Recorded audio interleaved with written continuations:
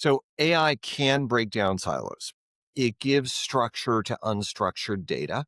And so it can give visibility throughout an organization to what other folks are doing. Marketing can understand what sales are doing, sales understands what operations is doing.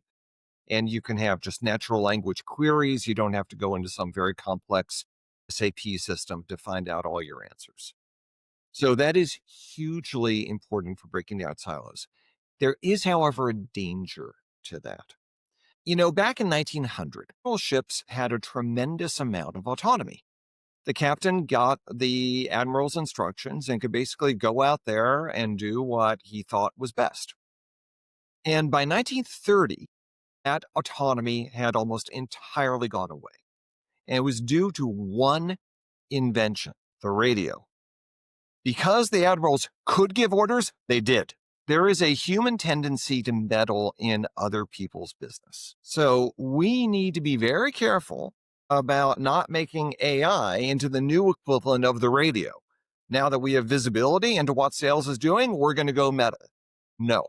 So there are new behaviors that folks need to learn. The information transparency is terrific, but let's also respect what people's specializations are going to be. That's going to have to be a bit of a learned behavior.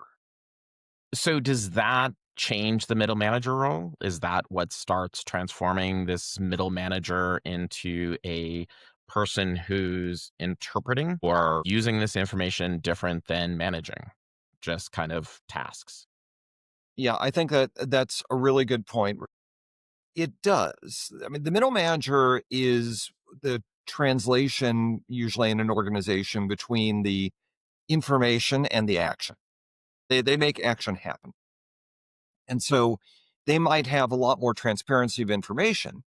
What they choose to do with that information is going to have to be a matter of good judgment and a little bit of training and just organizational practices that get instilled.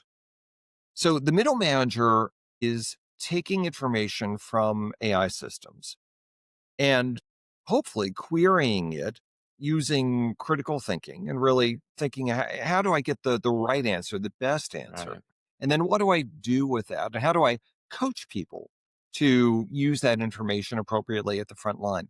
Today, a middle manager is spending three quarters to two-thirds of their time roughly on administrative tasks, Right. information processing, alignment, all that sort of stuff. That should decrease a lot with AI. AI processes information pretty well. Right. But what a middle manager is going to need to do is be the steward of the model, like in the example about HelloFresh, and figure out, does that make sense? And then all middle managers are going to have to become change managers because there's just so much change that's going to happen not only in their jobs, but in the folks who work for them. Right. And I mean, let's be honest, change management is something most organizations don't do well. We joke about it when I was at Accenture. It's the first line item that gets cut from the SOW. We'll do it ourselves. It's a multi-million dollar transition and you're assigning one person part time.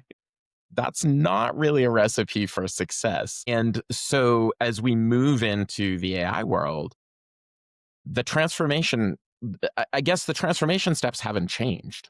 The technology's just gotten better. Well, that's right. I think what does change is that historically, change management has been thought of as a leadership responsibility, a senior executive responsibility. And if you think about like John Cotter, Rosebeth Moss Kanter's work, it's very focused on the C suite. That still applies, but a lot of the change is going to be in the day to day. And that's where the middle managers have to be the change managers.